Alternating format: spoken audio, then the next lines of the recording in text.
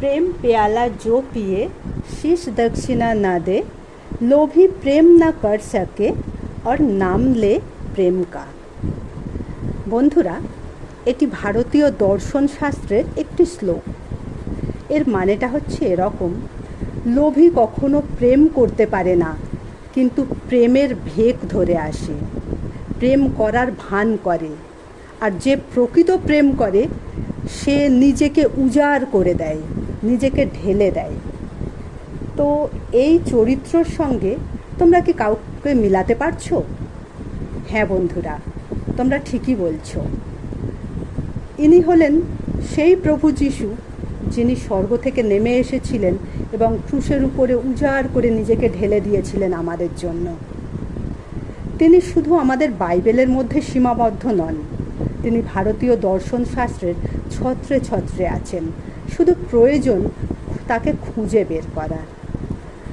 আজকে যে মানুষ ঈশ্বরকে খুঁজছে, ঈশ্বরের আরাধনা করছে, এমনটা নয়। যুগ যুগ ধরে ভারতীয় মুনি ঋষিরা, তত্ত্বদর্শীরা ঈশ্বরকে খুঁজে এসেছে। কখনো খুঁজেছে নিজের মন্দিরে, কখনো খুঁজেছে হিমালয়ের সেই পার্বত্য অঞ্চলের কঠিন বরফের মধ্যে তপস্যা করে, কিন্তু ঈশ্বরের খোঁজ চলেইছে। কিন্তু ভেবে দেখো তো, মানুষ যে ঈশ্বরকে খুঁজছে, সেই ঈশ্বর কি অনেক দূরে আছেন? না, তিনি আমাদের থেকে একটুও দূরে নয়।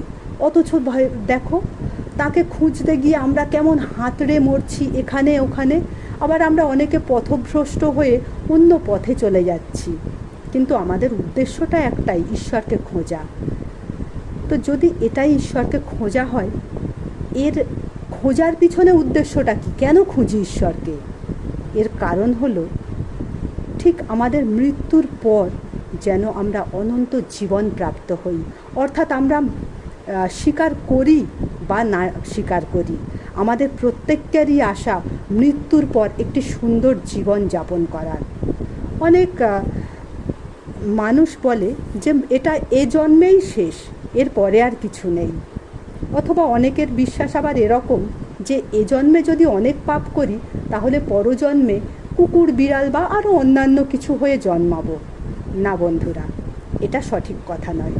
সঠিক বিষয় হলো তো এটাই, মানুষ জন্মও একবার, মৃত্যুও একবার, আর বিচারও একবার। আর সেই বিচারে যদি উতরে যেতে পারো না, তাহলে অনন্ত জীবন তোমার। আর অনন্ত জীবনটা কি জানো? বাইবেল বলে, যোহন লিখিত সুসমাচারের 17 অধ্যায় 3 পদে লেখা আছে। তোমাদের জন্য আমি পাঠ করি এটা। আর ইহাই অনন্ত জীবন, যে তাহারা তোমাকে, একমাত্র সত্যময় ঈশ্বরকে এবং তুমি যাহাকে পাঠাইয়াছ তাহাকে, যীশু খ্রিস্টকে জানিতে পায়। তাহলে দেখো, এখানে অনন্ত জীবন পাওয়াটা কত সোজা বিষয়, যে সেই সত্যময় ঈশ্বরকে জানাই হচ্ছে অনন্ত জীবন। আর তিনি যাকে পাঠিয়েছেন তার সেই একজাত পুত্রকে জানাই হচ্ছে অনন্ত জীবন। তো সেই ঈশ্বর, সত্যময় ঈশ্বরকে আমরা জানবো কিভাবে? বাইবেলে আরও বলে, বাইবেলের যোহন লিখিত সুসমাচারের 1 অধ্যায় 18 পদ বলে যে ঈশ্বরকে কেহ কখনো দেখেনি, কিন্তু যিনি পিতার ক্রোড়ে থাকেন তিনি তাকে আমাদের কাছে প্রকাশ করেছেন। হ্যাঁ, আমরা সেই প্রভু যিশুর মধ্যে দিয়েই পিতার পরিচয় পেয়েছি, পিতার অন্তঃকরণ জানতে পেরেছি। তিনি কি চান তা আমাদের কাছে প্রভু যিশুই জানিয়েছেন। প্রভু যিশু আমাদেরকে যে জানিয়েছেন তিনি কত প্রেমময়, তার হৃদয়ে আমাদের জন্য প্রেম ভরে ভরে আছে। আর সেই প্রেম স্বরূপই তার প্রেমময় পুত্রকেও তিনি আমাদের মধ্যে দান করেছেন। এমনটা নয় যে শুধু পিতা প্রেমময়, পুত্রও প্রেমময়। পিতার প্রেম যদি অনন্ত হয়, পুত্রের প্রেম রেকলেস। আমাদের জন্য যা খুশি তিনি করতে পারতেন আমাদেরকে পাওয়ার জন্য, তার পিতার কাছে আমাদেরকে ফিরিয়ে দেওয়ার জন্য। তাই তো বন্ধুরা, তিনি এমন প্রেম করলেন যে নিজেকে উজাড় করে দিলেন, যা আমাদের ভারতীয় দর্শন শাস্ত্রেও তার বর্ণনা করা আছে। জানো, পিতার প্রেম কীরকম আমাদের জগতের পিতাদের মধ্যে দিয়েও আমরা অনেক সময় লক্ষ্য করতে পারি। তোমাদের জন্য একটা ছোট গল্প বলি আমি। বন্ধুরা, এটা গল্প আমি বললেও ঘটনাটা সত্য। রাজস্থানের কোনো এক প্রত্যন্ত গ্রামের ঘটনা। সেখানে একটি জন্মদিনের উৎসব চলছে। 4 বছরের একটি ছোট্ট ফুটফুটে মেয়ে সুন্দর করে পরীর মতো সেজেগুজে চারিদিকে ছুটে বেড়াচ্ছে, আর তার ছোট্ট ছোট্ট বন্ধুরা তার সঙ্গে খেলা করছে। বুঝতেই তো পারছো, রাজস্থানের মতো অঞ্চল, সেখানে খাটিয়া থাকে, আর খাটিয়ার উপর থেকে সেই বাচ্চাগুলো লাফাচ্ছে, পড়ছে, উঠছে, এরকম করে খেলা করছে। আর বড়রা তাদের নিজেদের কাজে ব্যস্ত, অনেক মানুষকে নিমন্ত্রণ করেছে তো, খাওয়া দাওয়ার বিশাল ব্যাপার, সেই সমস্ত কাজে ব্যস্ত।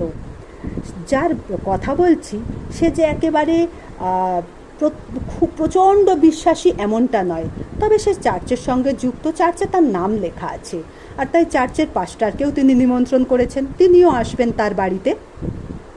কিন্তু ঘটনাটা ঘটল কি জানো, সেই ছোট্ট ছোট্ট বাচ্চাগুলো খেলতে খেলতে খেলতে খেলতে হঠাৎ কান্নার রোল উঠল, আর সেদিকে যখন মানুষের চোখ পড়ল তখন দেখা গেল সেই ফুটফুটে পরীর মতো ছোট্ট সুন্দর শিশু, যার জন্মদিন, সে খাটিয়া থেকে কোনোভাবে পড়ে গেছে, আর তার মাথাটা সে খাটিয়ার কোণে লেগে অথবা পাথরে লেগে দর দর করে রক্ত বেরোচ্ছে, আর সে সুন্দর জামা রক্তে ভেসে যাচ্ছে।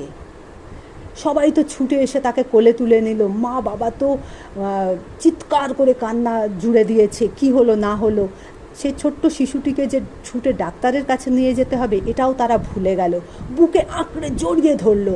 অন্যান্য যারা আত্মীয় স্বজনেরা ছিল তারা ছুটে এলো, আর বাচ্চাটাকে তার কোল থেকে নিয়ে যখন ডাক্তারের কাছে ছুটলো আর অবশেষে ডাক্তারখানায় গিয়ে পৌঁছালো, তখন ডাক্তার ঘোষণা করলেন অলরেডি শিশুটি মারা গেছে। ভাবতে পারো বন্ধুরা, জন্মদিনের দিন একটি 4 বছরের ফুটফুটে শিশু, যার জীবন সবে শুরু হচ্ছিল, এমন সময় খবর এলো যে সে মারা গেছে। সেই পিতার অবস্থা, সেই মায়ের অবস্থা, তাদের হৃদয়ে তখন কি ঝড় বইছে আমরা ঠিক কল্পনা করতে পারবো না।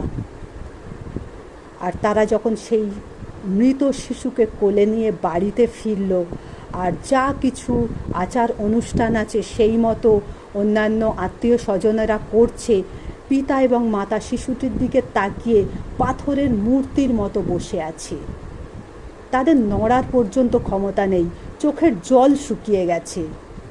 এমতো অবস্থায় বাবার চোখ পড়ল একটি ছোট্ট চিরকুটের দিকে, যে চিরকুটটা আগের রবিবার তার চার্চের পুরোহিত তার হাতে দিয়েছিল। তাতে লেখা ছিল, তোমার জন্য ঈশ্বর চিন্তা করেন, তুমি কেন এত ভাবছ? আর যখন এই লেখাটা সে পড়ল, আর সে ভাবছে যে ঈশ্বর আমার জন্য কি চিন্তা করলেন যে আমার ছোট্ট সন্তানকে আমার কাছ থেকে কেড়ে নিলেন। মনের ভিতরে যা ঝড় বয়, যে প্রশ্নগুলো ওঠে, তার মনেও ঠিক তাই উঠছিল। সময় গড়িয়ে যায় আর শিশুটিকে কবরস্থ করা হয়। এরপর সেই পিতা বাড়িতে ফিরে আসে আর পাথরের মতো বসে আছে। আবারও চোখ পড়ল সেই চিরকুটটার দিকে, যে ঈশ্বর তোমার জন্য চিন্তা করেন, তুমি কেন এত ভাবছ? আর সে নিজের ফোনটাকে হাতে তুলে নিল। সেই চার্চের পাস্টারকে সে ফোন করলো, ফোন করে জিজ্ঞেস করছে, আমার জন্য ঈশ্বর চিন্তা করেন? আপনি কি এই বিষয়ে আমাকে কিছু বলতে পারেন? আর পাস্টারও শুনেছিলেন যে তার বাড়িতে এরকম এক দুর্ঘটনা ঘটে গেছে। সদ্য মৃত শিশুকে যে কবরস্থ করে এসেছে, পাস্টার তাকে কি বলে সান্ত্বনা দেবেন, কি বলবেন তিনি ফোনটা ধরে কিছুক্ষণ চুপ করে আছে। এদিকে বাবা উত্তরের আশায় ফোনের এ প্রান্তে নিস্তব্ধ হয়ে আছে, ওদিকে পাস্টার মশাই ফোনের ও প্রান্তে চুপ। তিনি বুঝতে পারছেন না এই সদ্য সন্তানহারা পিতাকে তিনি কি বলে সান্ত্বনা দেবেন, কি বলবেন।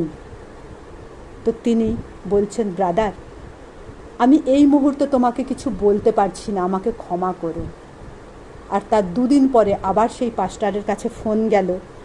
এই সদ্য সন্তানহারা পিতা তাকে ফোন করলেন, পাস্টার মশাই, আপনি আমার বাড়িতে আসুন, আপনি সংকোচ করবেন না, আপনি আমাকে যা বলবেন আমি শুনবো, আমার প্রয়োজন আছে সান্ত্বনার, দয়া করে আপনি আসুন। ভেবে দেখো বন্ধুরা, সেই পাস্টারের অবস্থা কি। সেও তো এক মানুষ। এই রকম এক 4 বছরের শিশু জন্মদিনের দিনে যার মৃত্যু হয়েছে, সদ্য পিতা তাকে কবরস্থ করেছে এসেছে, এই তার বাড়িতে গিয়ে তিনি তাকে কি বলবেন, কি বা বলতে পারেন। তথাপি অনেক সাহস সঞ্চয় করে আস্তে আস্তে সেই বাড়ির দরজার কাছে গিয়ে তিনি দাঁড়ালেন। আর যখন তিনি দাঁড়ালেন, সেই সন্তানহারা পিতা তাকে সাদরে আমন্ত্রণ জানালেন আর তাকে বললেন, আপনি বলুন, আমাকে কিছু বলুন, কিছু তো বলুন, দয়া করে আমার সঙ্গে কথা বলুন। সেই পিতার মনে কি ঝড় বইছিল কারোর জানার ক্ষমতা নেই, কিন্তু তার কথা শুনে বোঝা যাচ্ছে সে ভীষণ উদ্বিগ্ন ছিল। তার দরকার ছিল কারোর সঙ্গে কথা বলার, আর সে সঠিক মনোনয়ন করেছে যে তার পাস্টারকে বাড়িতে ডেকেছিল। আমি জানি না এতে ঈশ্বর তার মনে কথা বলেছিল কি না, নাকি সেই চিরকুটটা তার সঙ্গে কথা বলেছিল, কি ঘটেছিল ঘটনা আমি জানি না। কিন্তু সেই পাস্টারকে সে যখন ডাকলো, আর পাস্টার মশাই তখন তাকে বলছেন, বাইবেলে তো অনেক কিছুই আছে এবং সবই সত্য, কিন্তু আমি এই মুহূর্তে তোমাকে বললে তুমি কতটা গ্রহণ করবে ভাই আমি জানি না। আর সেই সদ্য সন্তানহারা পিতা বলছেন, আপনার যা বলার আপনি বলুন, বলুন, দয়া করে আমাকে বলুন আপনি। আর সেই পাস্টার মশাই বাইবেলের মানুষের পৃথিবীতে আসার উদ্দেশ্য থেকে শুরু করে যিশুর ক্রুশারোপণ এবং তাকে স্বর্গে নিয়ে যাওয়ার প্রতিজ্ঞা পর্যন্ত সমস্ত তার কাছে বর্ণনা করলেন। আর যখন বর্ণনা শেষ করলেন, তিনি মাথা নিচু করে, সেই সদ্য সন্তানহারা পিতা মাথা নিচু করে কয়েক মিনিট বসে থাকলো, যেন দেখে মনে হচ্ছে একটা পাথর সেখানে আছে, কোনো মানুষ নেই। আর বসে থাকার পর সে আস্তে আস্তে মুখ তুলে বলল, পাস্টার মশাই, আপনাকে অনেক ধন্যবাদ আমাকে এই কথাগুলো বলার জন্য। আমি প্রতিজ্ঞা করছি আজই আমি যিশু খ্রিস্টকে গ্রহণ করব, আজই গ্রহণ করব, এবং শুধু যে গ্রহণ করব তা নয়, আমি তার জন্য প্রচার করব, আমিও আপনার মতো একজন পাস্টার হব। পাস্টার মশাই চমকে উঠলেন। সদ্য সন্তানহারা পিতা এ কী প্রতিজ্ঞা করছে, আবেগের বশে করছে না তো? তিনি তাকে যেন নাড়া দেওয়ার জন্য বললেন, তুমি এসব কি বলছো? তুমি এত বড় প্রতিজ্ঞা এই মুহূর্তে করতে পারছো? তুমি সময় নাও। সে পিতা বলছে, কিসের জন্য সময় নেব পাস্টার মশাই? আমি বুঝতে পেরেছি আজ আমি যেখানে দাঁড়িয়ে আছি, পরমেশ্বর পিতাও সেই জায়গায় দাঁড়িয়ে আছেন। আমি আমার সন্তান হারিয়ে আমার মনের ভিতরে যে ঝড় বইছে, মনে হচ্ছে আমি আর বাঁচব না, স্বর্গীয় পিতারও তো এই একই অবস্থা। তিনিও তো জগতের মানুষগুলোকে হারিয়ে ছটপট করছেন। তাহলে আমার আর তার অবস্থা আলাদা কোথায়? আমি তার জন্য যদি প্রচারে না বেরোই, তার মনের অবস্থা যদি আমি না বুঝি, আর কে বুঝবে? আমি বুঝেছি, তাই আমি তার জন্য প্রচারে বেরোবো। আমি প্রচার করব যিশুকে, আর কেউ আসুক আর না আসুক, আমি আছি তার জন্য। বন্ধুরা, ভেবে দেখো কোন পজিশানে, কোন মুহূর্তে, কোন লগ্নে সেই বাবা এই প্রতিজ্ঞা নিয়েছিল। স্বর্গীয় পিতার হৃদয়কে বুঝতে গেলে আমাদেরও যে এরকম ঘটনার মধ্যে দিয়ে যেতে হবে তা কিন্তু নয়। ঈশ্বরকে ধন্যবাদ দিই যে মৃত্যুর মধ্যে দিয়ে একটি প্রাণ ফিরেছিল এবং সেই প্রাণটি আরও হাজার প্রাণ ফিরিয়ে এনেছিল। মৃত্যুও যে আমাদের কাছে সুসংবাদ বয়ে আনে, এ যিশুর ক্রুশ ছাড়া দেখাবে কে? যিশুর সেই বন্ধ কবরের দিকে তাকালে আমরা খোলা দেখতে পাই। তার মানেটা হচ্ছে এটা, মৃত্যু সব সময় কেড়ে নেয় না, মৃত্যু ফিরিয়েও দেয়। এবং এই যে গল্পটা আমি বললাম, এটা গল্প নয় বন্ধুরা। আজকে সেই প্রত্যন্ত গ্রামের রাজস্থানের সেই ব্যক্তি একজন বিখ্যাত পাস্টার, এবং তার ডাকে, আজ তার ঘোষণায়, তার প্রচারে হাজার হাজার মানুষ সেখানে প্রভুকে গ্রহণ করেছে। প্রভুর হৃদয় সে বুঝেছিল তার এক সন্তান হারিয়ে। আমরা যদি বাইবেলের দিকে তাকাই, অথবা আমরা আমাদের চারপাশে তাকাই, অথবা আমরা আমাদের পরিবারটির দিকে তাকাই, আমরাও পিতার হৃদয়কে বুঝতে পারবো। যখন আমাদের সন্তানেরা আমাদের অবাধ্য হয়, বিপথে পা বাড়ায়, আমাদের মনের মধ্যে যে ঝড় বয়, আমরা যেভাবে সেই সন্তানকে হারিয়ে ফেলার ভয় পাই, আমাদের স্বর্গীয় পিতাও এই একই ভয় পান। আর তাই তো তিনি আমাদেরকে ফিরে পাওয়ার জন্য তার এক জাতপুত্রকে পাঠালেন। যেরকমটি প্রথমেই বললাম, প্রেম পেয়ালা जो पिए शीश दर्शने ना दे, लोभी प्रेम ना कर सके और नाम ले प्यार का। বন্ধুরা, একদম ঠিক কথা। যে প্রেম করতে পারে সেই নিজেকে উজাড় করে দিতে পারে, আর যে প্রেম করে না অথচ প্রেমের ভান করে সে তো এক লোভী।